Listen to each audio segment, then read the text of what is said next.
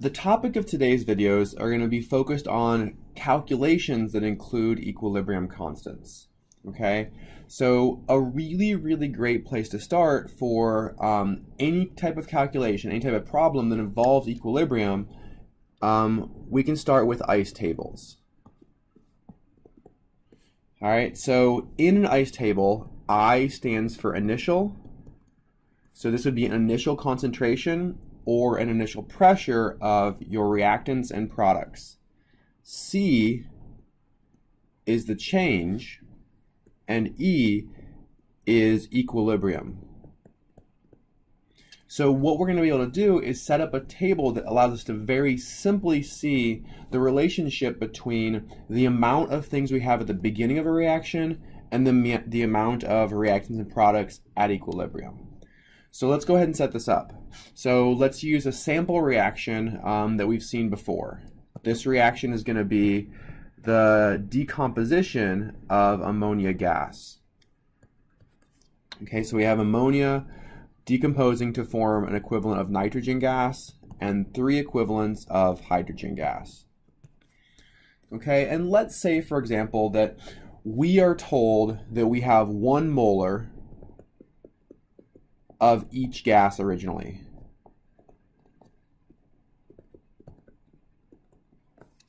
Okay, so right away we can fill in some information in our ICE table. So I'm going to set it up where I have an I here standing for initial. So initially, we have 1 molar of each gas. So I'm going to go ahead and place in 1.0 molar in the I row for each of my reactants and products.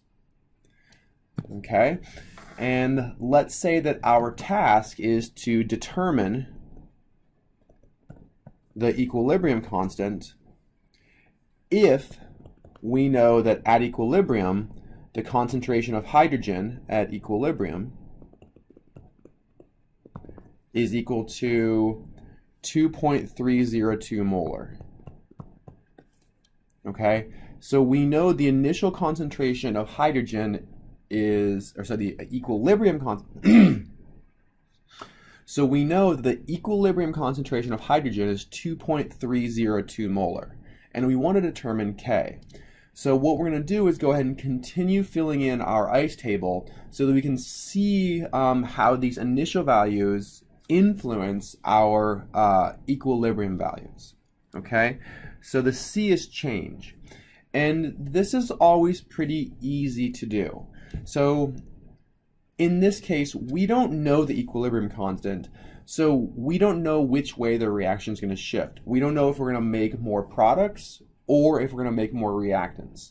So let's just assume that we're going to that some of our reactants will be used up and we're going to produce products.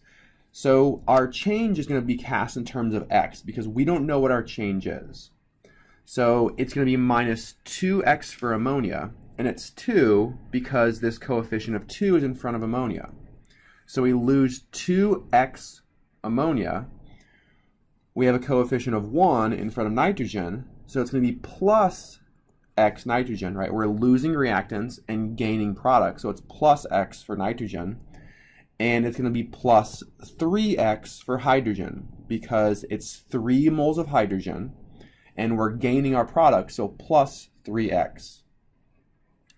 So then at equilibrium, what we do is we add up our initial and our change.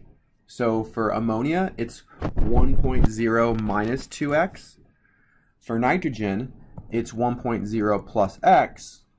And for hydrogen, it's 1.0 plus 3x. Okay, and we know that at equilibrium, the equilibrium constant is equal to the concentration of products, so concentration of nitrogen, times the concentration of hydrogen cubed, divided by the concentration of ammonia squared, right? That comes from our balanced reaction here. We learned in the previous videos that we can set up an equilibrium constant, and it's the concentration of products raised to their powers divided by the concentration of reactants raised to their coefficients.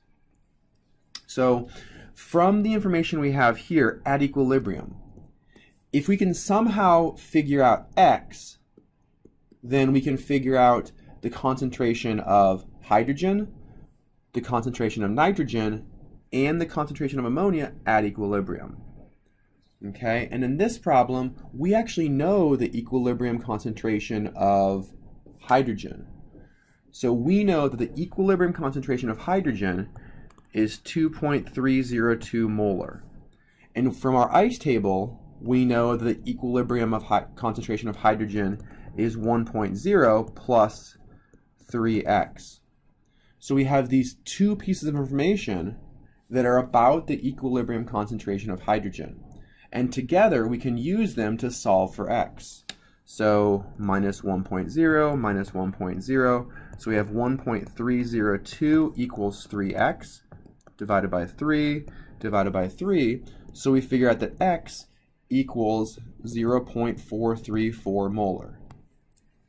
So I figured out x, meaning that I can solve for the equilibrium concentration of nitrogen and the equilibrium concentration of ammonia. And if I do this, so we'll do nitrogen first. So nitrogen is 1 plus 0.434. So we have 1.434 molar nitrogen at equilibrium. We already knew hydrogen, it was 2.302 molar. So then ammonia here is 1 minus 2 times 0.434, and this gives us 0.132 molar. Okay, so we now know the equilibrium concentration of all of our reactants and products, which allows us to solve for the equilibrium constant.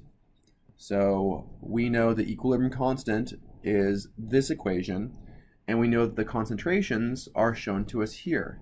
So K equals 1.434 times 2.302 cubed divided by 0.132 squared.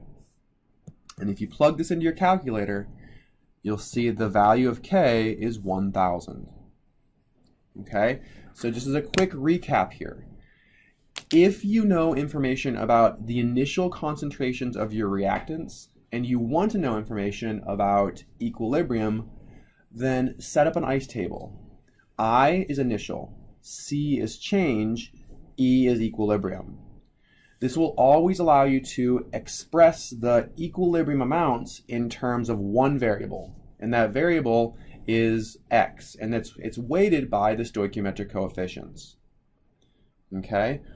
Then evaluate what you know about what you're told in the reaction. So here we're told one of our equilibrium concentrations, right, of hydrogen. And from that information, we were able to solve for x. Once we know x, we can solve for our other concentrations and finish the problem, which asks us to calculate the equilibrium constant. Okay? In the next two videos, we'll see two more examples of how we can use ICE tables. But the important thing to remember about these is that the approach is always the same. Set up your ICE table, ICE. You'll end up with expressions that look like this, with concentrations expressed in terms of a single variable.